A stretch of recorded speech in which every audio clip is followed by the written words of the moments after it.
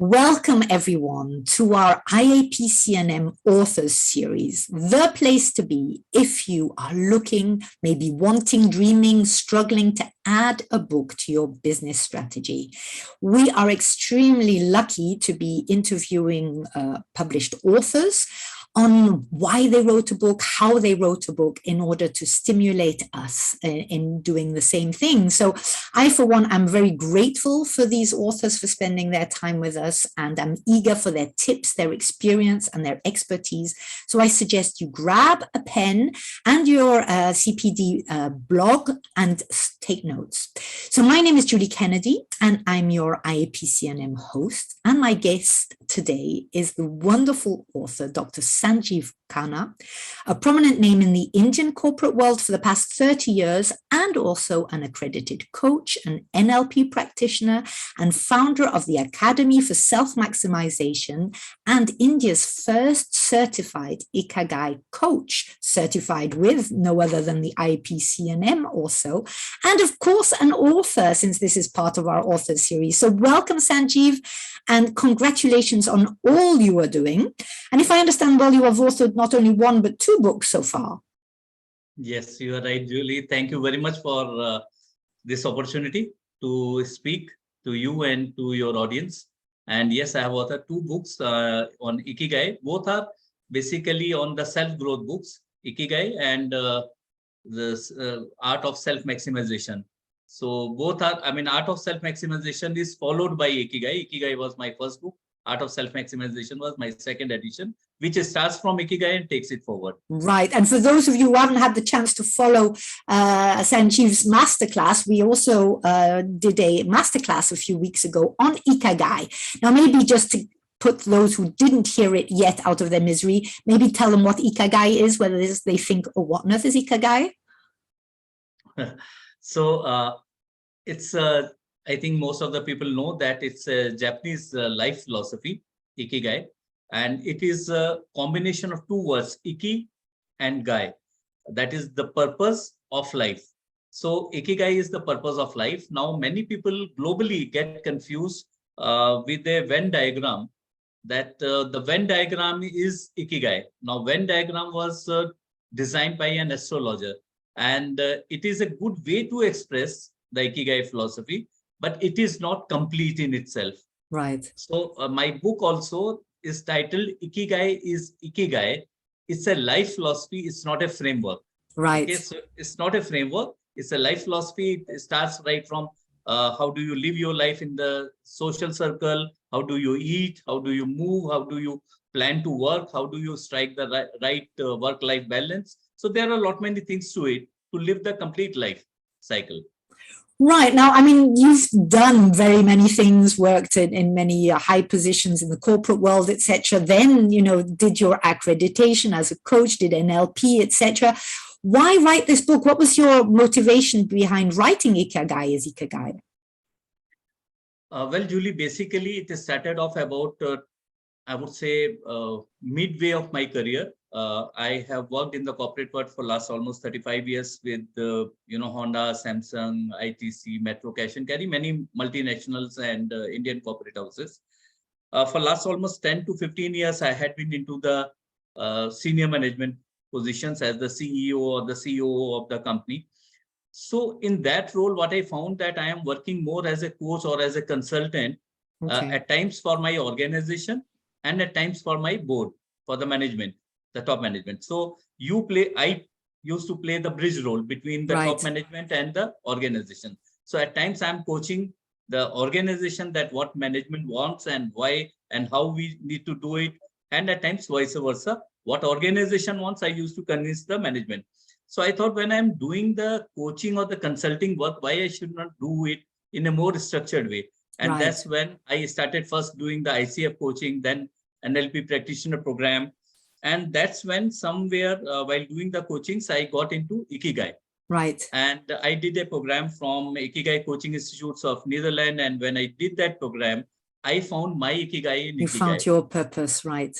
Yeah. I found that this is the purpose that I'm looking for because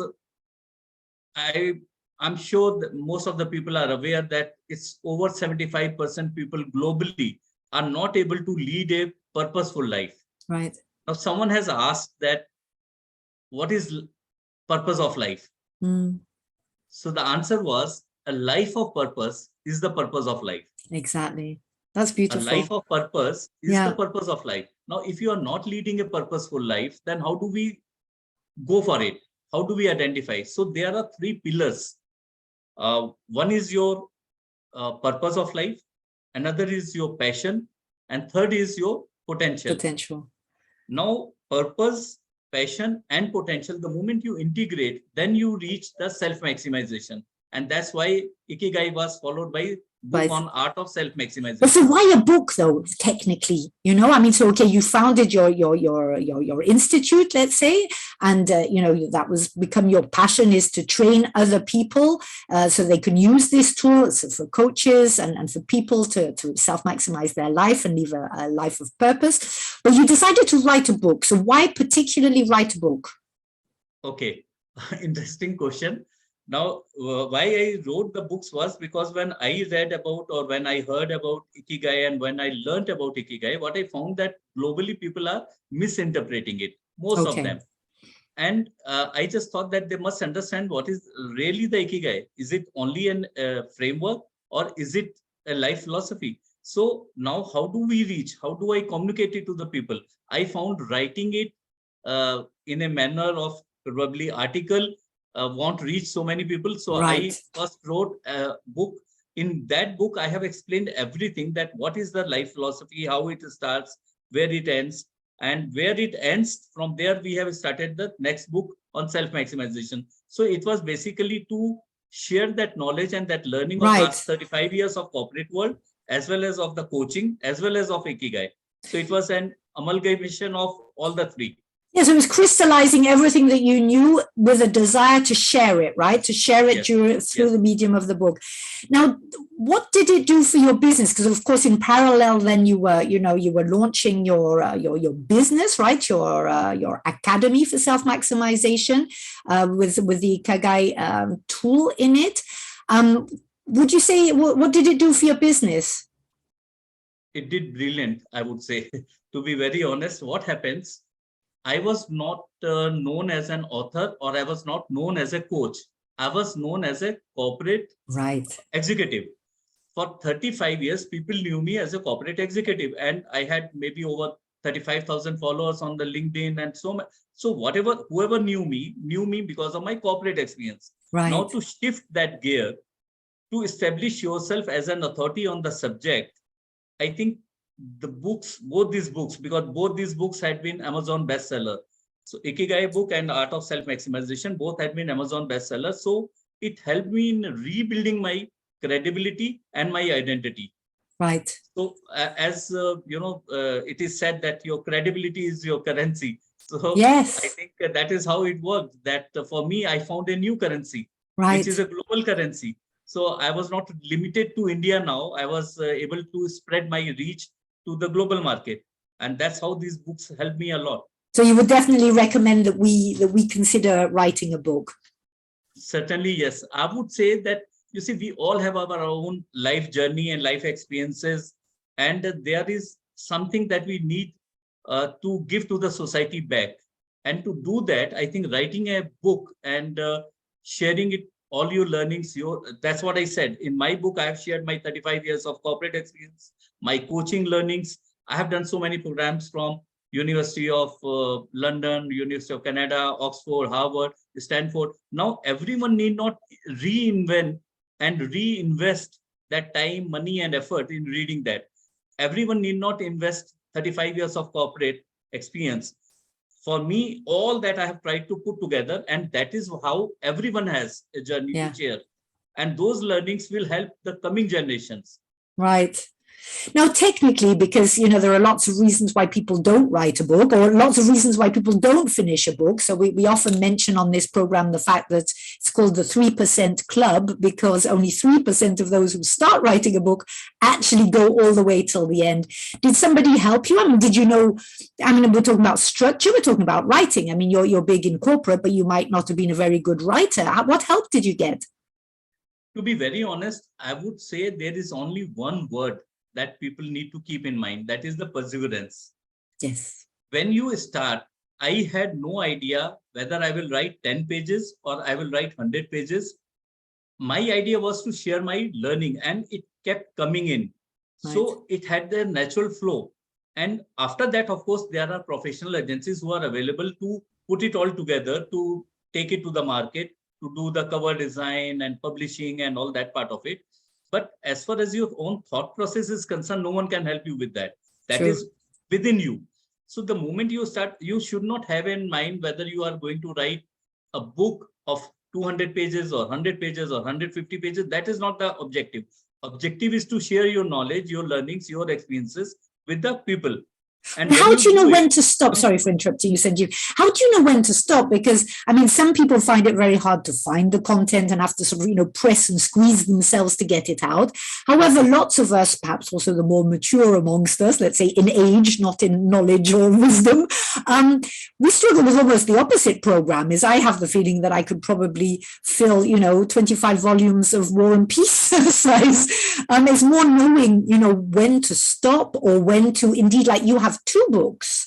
Did Yes. the split into 2 happen automatically, or had No. you already structured from the beginning that there would be 2 books? No, I had planned just to write 1 book of Ikigai. As I said, the reason was that I wanted people to know really what is Ikigai, what is the true life philosophy of Ikigai. And because of that, I started writing that book. And when I started writing, I was very, very focused to just talk about the Ikigai philosophy, life philosophy. And it naturally ended where the whole journey of, in terms of what is the life style, how do you live your social life, how do you live your family life, how do you strike the work life and family life balance. So once it got completed, and I was through with it. Okay. But then it happens naturally that once I completed my 1 book, which got completed because my thought process on Ikigai was completely shared. I was satisfied from within that I have shared what I wanted to share. Then what happened that after some time, I thought that once people know the Ikigai, once they understand the life philosophy, obviously they have to implement it in their life. Yeah. Now, when they implement in their life, then what will happen? There will be life challenges, there will be hurdles, there will be some small steps that they have to take to keep improving. So Kaizen came in. Then, Right. you always believe that any hurdle probably is a barrier for life, for further progress. So I wanted to tell people that the life cycle does not end with those challenges. Those are only redirection. And there is a law of manifestation. So the more you believe into the negativity, you get into negativity. The more you believe in positivity, you get into positivity. Right. So to lead a life of purpose and positivity, it became very obvious that the self-maximization started coming out. And that's how all those thoughts came together. Came from and created That your became the second second book. book. So Right. I don't have any plan right now to go for the third one. Yeah, I was just about to say you're already working on a third one. Okay, right. So, but that will very likely come when you feel that your head has got so much that you want to share further. And so, do I understand well then that regarding the technical side, so indeed the structure, the organizing, the writing, as in the corrections or the editing, all of those things you had professionally done, right? Professionally done, yes. I always believe that, you see, for every job, there is an expert available. Yeah. And there is no idea that we try to be master of all. We can be jack of all, but there is no idea of being master of all, because there are masters available in the market who can help you in that. Yeah. And that is their area of expertise. So we must use that to make a better product for the market, instead of doing a half cooking and then offering it in the market. Well, I think for lots of people, it's more the financial aspect, because, knowing that for most people, I would say you don't usually make money on your book, unless you're, really top of the range. Most books, you don't actually make money. It's for, like you said, it's huge for your credibility, for positioning yourself as an expert in the market. You get invited to give talks. It promotes your business, which lies behind it, etc. So it's more like a beautiful top of the range business card, right? To have a book to your name. It puts you in a different league. But money is often for the most of us then an issue. Obviously it does cost quite a bit of money, and you need to have it designed. But as you say, if you're going to go to the effort of investing your most precious commodity, which is your time, in actually, writing all of this, getting it all out, it sort of deserves to have, a good copy cover, a good cover, full stop, and those sort of things. So, but then afterwards, how do you use it? I mean, do you give it out for free? Do you sell it? Is it something that you use as an incentive to take your Ikigai coaching programs? Not really. I would say that it's a combination of all the three. Yes, I do market my books. It is available on Amazon, and I have got fairly good response for both the books, because there are so many people who want to understand about Ikigai, because it is one of the most popular philosophies and the life theories these days in Asia as well as in Europe, I understand. So it is very popular and people want to understand about it. So book response had been very encouraging, but yes, you are very right that it's not financially rewarding. But my end objective was at that point of time was not making it a money-making proposition, but it was to share my knowledge and my experiences. That was one. Secondly, to educate people about the right Ikigai philosophy. And third, of course, to establish myself as a coach and as an author in the market. So it helped me in all those three dimensions. Now what I do that, yes, at times it's a promotional process also, that along with my coaching programs, I offer it as a pre-read so that people read it first and then they get into the coaching. So they already have a fair idea about what Ikigai is, what is art of self-maximization. They have the background and then they get into it.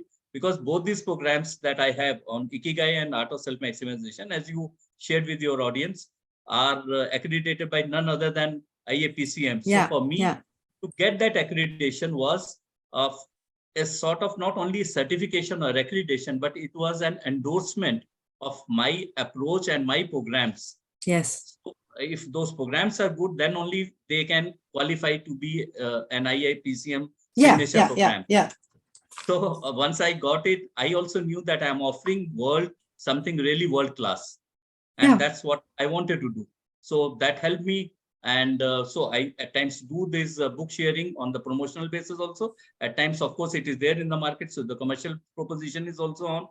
And I'm pretty sure that one day soon the books itself will also start making money. Yeah.